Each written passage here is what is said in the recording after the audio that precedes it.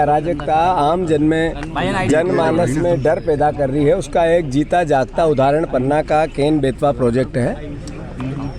Ken Betwa project में छोटी नदी को बड़ी नदी में मिलाकर योजना बनाने की जो सरकार की केंद्र सरकार की महत्वाकांक्षी योजना, उनके अंतर्गत ये टेंडर हुआ था। ये प्रयास कांग्रेस के समय भी हुआ था, जब पर्यावरण मंत्री आदरणीय जयराम रमेश जी थे। तो हमने जो प्रकृति के न्याय का, प्रकृति के सिद्धांत का, प्रकृति की भावना की सम्मान किया था। अभी केन बेतवा में केन नदी 500 समुद्र की ऊंचाई से 500 फीट पे है, 500 मीटर पे है, और बेतवा है 576 पे। केन को बेतवा में मिलाना है, जो एक तरह से अव्यवहारिक प्रकृति के न्याय के खिलाफ किया। 46 लाख 50 लाख पेड़ों की कटाई होगी। अल्टीमेटली ये जंगल क्यों सुहा किया जा रहा है? एक जंगल माँ के नाम, बाकी का जंगल उद्योगपतियों के नाम, अडानी के नाम, अंबानी के नाम। अभी आप देखो कि 5500 हेक्टेयर टाइगर रिजर्व की ज़मीन इसमें इंक्रोचमेंट हो रही है। वो एक तरफ मुख्यमंत्री जी अलग अलग जन जीव लाते हैं, छोड़ते हैं और मीडिया को ले जाते हैं, और वीडियो विजुअल कभी मगर लाएंगे, कभी सांप लाएंगे, कभी बिच्छू लाएंगे, कभी भैंसे लाएंगे, और इधर टाइगर रिजर्व जो परंपरागत एक प्राकृतिक भावना थी उसको तहस नहस करेंगे। सवाल क्या है? सवाल ये है कि ऐसे ही बिजावर के 14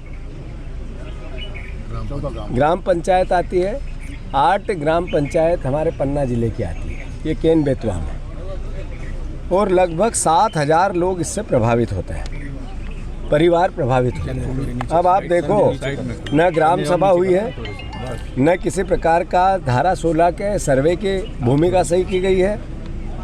प्रशासन ने 12 मार्च को आंदोलनकारी क्रांतिवीर जिनने प्रशासन को आश्वासन दिया था, जिन्होंने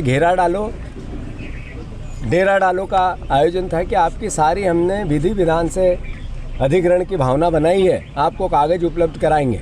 आंदोलन उठ गया, आज तक कागज़ उपलब्ध नहीं कराए। मैं भी आना चाहता था, पर मैंने प्रशासन को अवसर दिया। कांग्रेस पार्टी ने कोई ऐसा काम नहीं किया जिससे प्रशासन अवरोधक हो। अभी 12 लाख पर परिवार को हम मुआवजा देंगे। अभी मुख्यमंत्री भाषण कर रहे थे कि हमने 1 का 4 देने का कानून जो फिर से नए सिरे से लेके आ गए हैं। मुख्यमंत्री जी, 2016 में भूमि अधिग्रहण का कानून बना जिसमें 1 का 4 गुना पैसा मिलना चाहिए। अभी आप 12 लाख एक परिवार को देते हैं, यानी किस आधार पे आपने ये निर्णय लिया? अल्टीमेटली ये सवाल का विषय है, ये न्याय का विषय है। कोर्ट में भी ये बात चल रही है। कुल मिलाकर मैं समझता हूँ जैसे मकान है, किसी को 20,000 रुपये, किसी को 80,000 रुपये। क्या 20,000 रुपये में आप लोग किसी का मकान बना सकते हैं? कोई ऐसा व्यक्ति, मुख्यमंत्री जी, एक झोपड़ी बना सकते हैं 20,000 रुपये में? खुद के लिए कभी आश्रम डालना पड़े तो एक टपरिया बना सकते हैं 20,000 रुपये में? ये कैसा अन्याय है? मैं मानता हूँ ये पूरा लाभ ये होगा किसको? यूपी को। पानी का, जल जंगल ज़मीन किसकी जाएगी? मध्य प्रदेश की। पन्ना जिले को क्या मिलेगा? आखिर इसकी ज़मीन जारी है, तो ये सवाल तो बनता है या नहीं बनता है? सिंचाई का दावा कर रहे हैं, इतने हेक्टेयर सिंचाई का रकबा बढ़ेगा।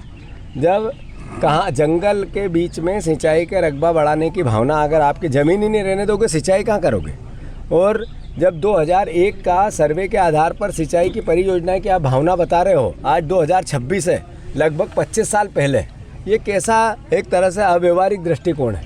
मैं मानता हूँ रेंज डैम की बात हो, वहाँ भी यही परेशानी है। वहाँ पर 5 लाख का ही मुआवजा। क्यों? जब मचाया डैम में भी 5 लाख का मुआवजा, मझगवां का। इस तरीके से घर, पेड़, अलग अलग और संपत्ति होती है, उनकी कोई किसी प्रकार की धारण ही नहीं किया गया, सर्वे ही नहीं किया गया जो चिन्हित होती है। तो इस तरह का अन्यायपूर्ण, अव्यवहारिक, अलोकतांत्रिक व्यवहार इस सरकार का क्यों है? हम आंदोलनकारियों के साथ हैं और बहुत जल्दी यहाँ पर हमारा शीर्ष नेतृत्व भी आएगा। दूसरी बात, ये पूरा जो घटनाक्रम है, बार बार डंडे चलाना, बार बार अत्याचार करना, मैं पुलिस को आगाह करना चाहता हूँ, कलेक्टर को भी, एसपी को भी। अगर आपने आदिवासियों पर अन्याय और अत्याचार किया तो बदले में सज़ा आपको भी मिलेगी, रुकेगी नहीं। उन पर आप डंडे चलाओगे, हम इधर डंडे में कांग्रेस पार्टी आपका लाल डायरी में नाम लिखेगी। आदिवासियों के हितों के अधिकारों के लिए हम दृढ़ संकल्पित हैं, लड़ते रहेंगे। अंत में मैं इतना ही कहना चाहता हूँ, मैं सभी जगह भौतिक सत्यापन के लिए जा रहा हूँ। मैं अभी मझगवां भी जाऊँगा, रीजन भी जाऊँगा, अभी आज छतरपुर का जो हिस्सा आता है उसमें भी जाऊँगा, पन्ना का जो हिस्सा आता है अपना केन बेतवा का उसमें भी जाऊँगा। लोगों से मिलूँगा, उनसे समझूँगा, बात करूँगा और प्रशासन से आशा करूँगा इसमें सहयोग करेंगे।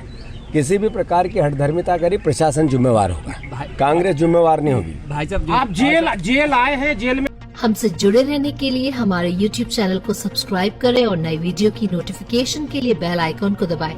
अगर आप ये वीडियो Facebook पर देख रहे हैं तो लाइक जरूर करें और ज्यादा से ज्यादा शेयर करें। धन्यवाद।